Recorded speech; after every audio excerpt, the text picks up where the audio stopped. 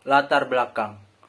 Berawal dari akhir abad ke-19, Durkheim menegaskan bahwa masyarakat tidak hanya terikat oleh respon rasional terhadap fakta-fakta material, tetapi juga oleh fakta sosial yang muncul dalam budaya yang membentuk identitas. Dalam perkembangan ilmu politik, konsep budaya politik mulai mendapatkan tempat dalam ilmu politik melalui pemikiran Talcott Parsons, seorang profesor sosiologi di Harvard. Dia berpengaruh di Amerika pada tahun 1950-an dan 1960-an. Ia kemudian mengembangkan literatur mengenai budaya politik dalam karya terkenal The Civic Culture 1963 oleh Almond dan Verba, yang menganalisis sikap dan nilai-nilai berbagai negara dapat mendukung demokrasi. Apa yang menjadi ciri khas konstruktivisme dan apa yang tidak? Inti gagasan konstruktivisme terletak pada perhatiannya terhadap peran interpretasi dalam tindakan. Tetapi ia menyarankan bahwa konstruktivisme secara lebih luas adalah khas karena ia terutama tertarik pada hubungan konstitutif daripada hubungan kausal. Poin terdalam dari konstruktivisme adalah bahwa dunia alamiah tidak bermakna dan tidak dapat ditentukan oleh tindakan manusia sampai kita mulai membangun secara spesial beberapa makna bersama tentangnya. Dari dunia alamiah, tempat kita yang dapat melakukan banyak hal, kita membangun makna tertentu dan dengan demikian membentuk arena, aktor, dan tindakan politik tertentu. Bagaimana perbedaannya? Menurut saya, inti kekhasan konstruktivisme terletak pada pembahasan pemahaman atau pada pemfokusan pada sifat-sifat konstitutif yang statis.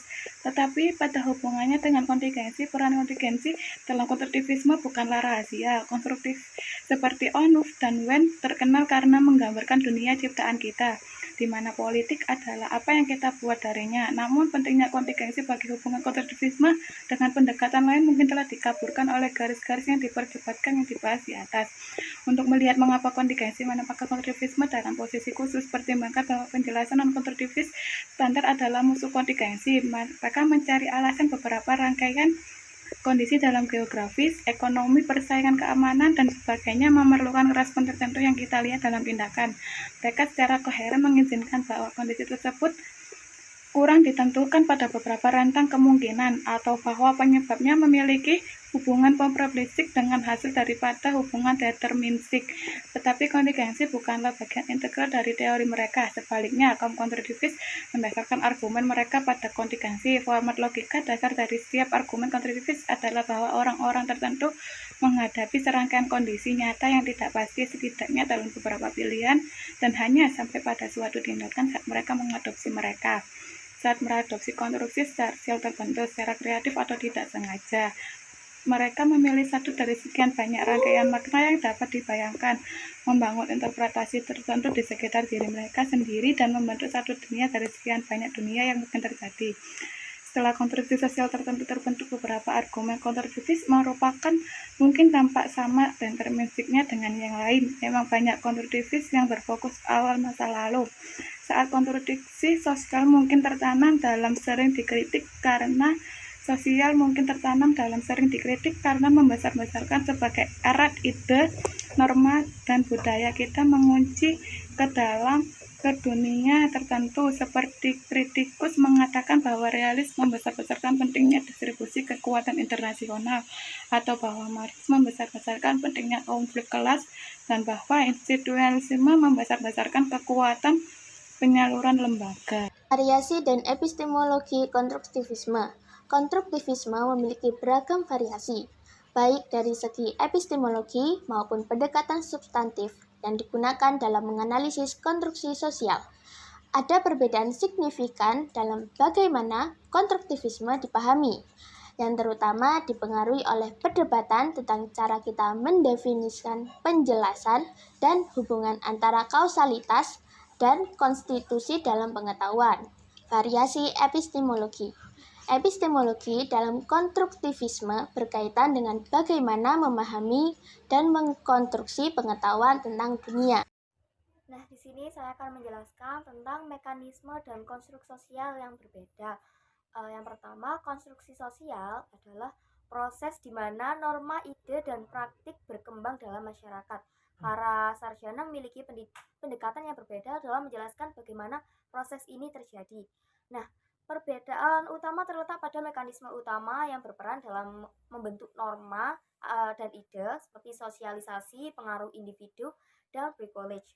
Nah, yang pertama adalah sosialisasi atau penyebaran norma melalui interaksi yang kolektif.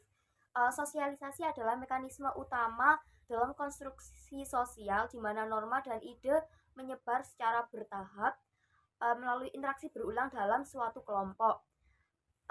Terus kemudian proses ini sering dianggap sebagai sinonim dari konstruksi sosial secara keseluruhan. Nah, proses sosialisasi terjadi secara diffuse dan desentralisasi tanpa bergantung pada figur otoritas tertentu. Kemudian norma dan kepercayaan semakin kuat tertanam dalam masyarakat seiring berjalannya waktu. Tingkat kontestasi dan variasi yang rendah diperlukan agar pembelajaran sosial dapat terjadi tanpa gangguan yang besar. Kemudian tidak terbatas hanya pada kelompok kecil, tetapi juga terjadi dalam sistem sosial dan politik yang lebih luas. Nah, contohnya pada tahun 1992, Alexander Wayne menyatakan bahwa politik internasional dipahami sebagai arena anarki dan kepentingan nasional yang terbentuk melalui proses sosialisasi jangka panjang. Kemudian pada tahun 2005, Lewis menunjukkan bahwa diplomat nasional di Uni Eropa telah disosialisasikan ke dalam pola komunikasi dan negosiasi yang lebih kooperatif dibandingkan dengan pendekatan rasional. Yang kedua yakni peran individu berpengaruh dalam penyebaran ide. Nah, berbeda dengan sosialisasi yang berkembang secara alami, mekanisme ini bergantung pada individu atau kelompok tertentu yang secara aktif menyebarkan ide baru dan meyakinkan orang lain untuk mengadopsinya. Proses pengaruhnya seperti ide diperkenalkan oleh individu atau kelompok berpengaruh, yakni pembawa atau advokat. Kemudian penyebaran norma baru sering terjadi melalui strategi persuasif dan politis. Kemudian keberhasilan penyebaran tergantung pada kesesuaian ide baru dengan norma yang sudah ada sehingga lebih mudah diterima oleh masyarakat. Yang terakhir, faktor yang mempengaruhi keberhasilan pengaruh seperti karakter individu, pembawa karisma, otoritas, dan kekuatan politik. Kemudian dipengaruhi oleh keunggulan konsep baru dibandingkan norma lama. Terus kesesuaian ide baru dengan sistem norma yang telah ada. Contohnya pada tahun 1998, Fenimore dan Seeking menyatakan bahwa advokat ide bersaing untuk mengajak aktor kunci mengadopsi agenda mereka. Kemudian pada tahun 1990-an, pendukung mata uang tunggal Eropa atau euro, Sentral Eropa yang berargumen bahwa euro dan Bank Sentral Eropa yang independen akan meningkatkan kredibilitas dan stabilitas ekonomi. Meskipun beberapa ekonomi menyatakan bahwa kebijakan moneter yang stabil juga dapat dicapai oleh Bank Sentral Nasional, advokat euro berhasil menghubungkan ide mereka dengan konsep moneter yang baik sehingga meningkatkan legitimasi dan penerimaan publik. Kemudian yang ketiga yakni privilege atau kombinasi beragam ide dan norma yang tumpang tindih. Nah, privilege adalah mekanisme konstruksi sosial yang menggabungkan unsur sosialisasi dan pengaruh, tetapi menekankan pada kompleksitas dan ketidakkonsistenan norma serta ide sosial. Nah, proses pre-college sendiri berasal dari kata Prancis pre-color yang berarti bertukang atau merakit sesuatu dari elemen yang sudah ada. Terus kemudian norma, ide, dan prakteknya berkembang dalam berbagai konteks yang tumpang tindih tanpa ada hubungan langsung antara satu dengan yang lain. Terus individu tidak selalu memiliki pemahaman yang seragam tentang norma sehingga mereka mungkin mengadopsi norma yang berbeda dalam situasi yang berbeda-beda. Contohnya pre-college dalam kehidupan sehari-hari, seorang individu memiliki norma yang berbeda dari berbagai aspek kehidupan keluarga yang berbeda. Tidak hanya keluarga tapi tempat kerja, sekolah, atau sebagai konsumen dalam politik. Misalnya seseorang bisa memiliki norma yang berbeda dalam interaksi akademik dibandingkan saat berbicara dengan teman-temannya. Dalam tindakan politik, contoh pre-college ini dalam tindakan politik, seorang politisi mungkin mengadopsi kebijakan ekonomi yang liberal dalam satu konteks tetapi mendukung kebijakan sosial yang konservatif dalam konteks yang lain, tergantung pada tekanan politik dan masyarakat. Kali ini saya akan menjelaskan tentang variasi argumen konstruktivis. Mekanisme konstruksi sosial ini hanya menyentuh sebagian dari variasi dalam argumen konstruktivis. Pada dasarnya, konstruktivisme bukan teori tunggal, melainkan pendekatan luas yang mencakup berbagai argumen teoritis tentang bagaimana norma dan ide berkembang. Konstruktivisme memiliki banyak variasi, sama seperti teori pilihan rasional atau institusionalisme. Tidak semua konstruktivis sepakat mengenai mekanisme utama dalam pembentukan norma sosial.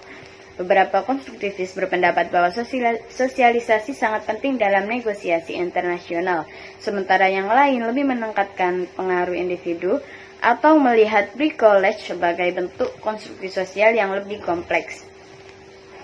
Konsep dasar bahwa manusia menciptakan dan bertindak dalam konstruksi sosial dapat menghasilkan klaim teoritis yang berbeda tergantung pada pendekatan yang digunakan.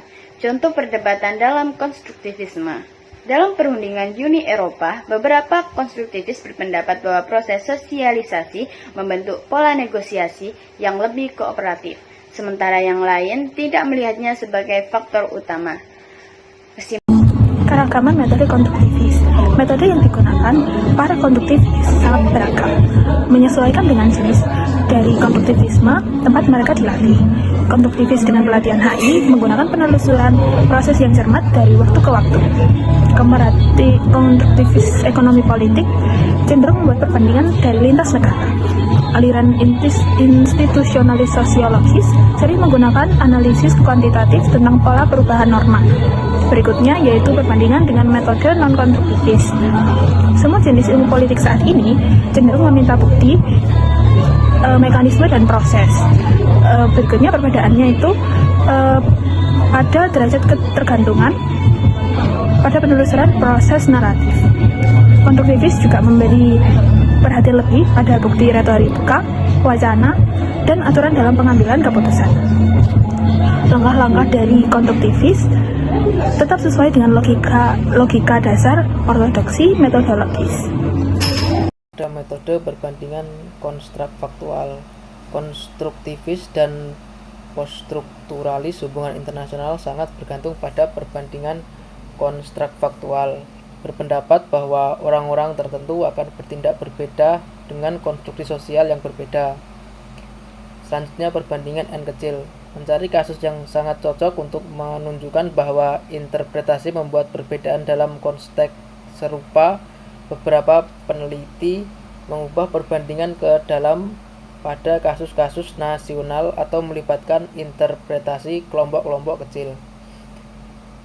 Lalu perbandingan N besar dan metode kuantitatif.